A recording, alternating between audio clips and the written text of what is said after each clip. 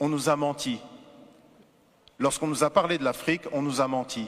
Et lorsque nous parlons de l'Afrique, nous, Africains et Afrodescendants, nous nous mentons à nous-mêmes. Bonsoir à tous. Good evening, everyone. Je vais faire ce petit mot d'introduction en français. Voilà, c'est fait. Aujourd'hui naît Incarnation. Incarnation aurait pu s'appeler Initiation. Et Incarnation démarre, vous allez le découvrir ici en rentrant, sur un constat qui est fort, sur une déclaration, une affirmation qui est très forte. On a parlé à l'instant de cette carte renversée. En fait, les cartes pré-Mercator, beaucoup de cartes représentent l'Afrique avec le nord en bas et le sud en haut. C'est ce qu'on appelle un point de vue afrocentrique. Et effectivement, la Terre, c'est une sphère qui flotte dans l'univers. Et dans l'univers, il n'y a pas de haut et il n'y a pas de bas. Et moi, je considère effectivement que ce n'est pas anodin le fait qu'on ait choisi que l'Europe soit en haut et l'Afrique soit en bas. Deuxièmement, Mercator, ce géographe de la Renaissance, a décidé, pour essayer de développer et aider les lignes maritimes, donc en faire des lignes droites, décidé de projeter ce qui est un globe en 2 dimensions sur une carte. C'est les cartes qu'on utilise toujours aujourd'hui. Et le problème, c'est que mathématiquement, quand vous faites ça, vous devez choisir un point de référence. Le point de référence détermine en fait quelle partie sera la mieux représentée ou la plus grandement représentée et laquelle souffrira. Et moi, j'ai appris, comme certainement vous tous ici, que l'Europe avait une proportion qui était presque comparable à l'Afrique, ou en tout cas une partie de l'Afrique.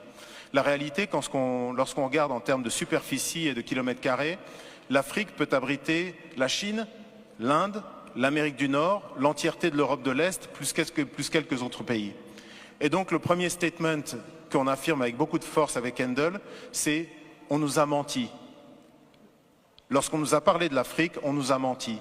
Et lorsque nous parlons de l'Afrique, nous, Africains et Afrodescendants, nous nous mentons à nous-mêmes. Et je voudrais, dans ces petites clés, vous donner quelques éléments. La première clé que je voudrais vous donner, c'est ma réaction il y a quelques temps. J'étais en train de passer du temps avec mes enfants et je regardais la télévision. Et il y a une jeune artiste angolaise qui est brillante, qui est magnifique, une chanteuse magnifique, Perola, qui est quelqu'un qui a tellement de force, de caractère et de conscience, une immense artiste vraiment. Et elle montrait l'Angola, qui a été un pays qui a été détruit par la guerre, et elle est allée à Soyo, à l'embouchure du fleuve Congo.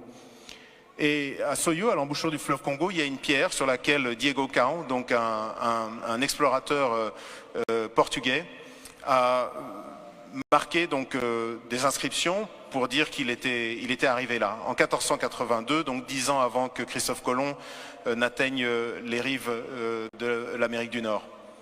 Et cette jeune chanteuse a dit en portugais, je vous le traduis en français, elle a dit voilà, 1482, Diego Cao arrive ici et c'est maintenant que commence notre histoire.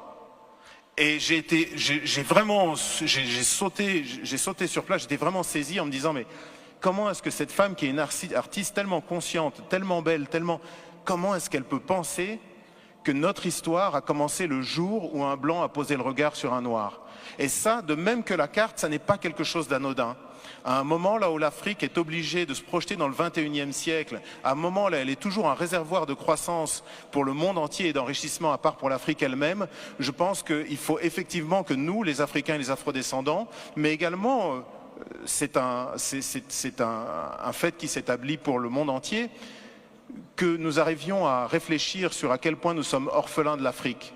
Vous savez, ce concept de mémoire fantôme, lorsqu'on vous ampute une jambe par exemple, vous avez une démangeaison où l'orteil vous gratte, mais il vous gratte terriblement et vous êtes absolument persuadé que c'est votre orteil, même si vous savez que vous n'avez plus d'orteil. Et bien c'est un peu ça le sentiment que beaucoup d'Africains finalement ressentent par rapport à l'Afrique, c'est cette espèce de douleur de mémoire fantôme. Et aujourd'hui, cette exposition essaye d'adresser cette question-là.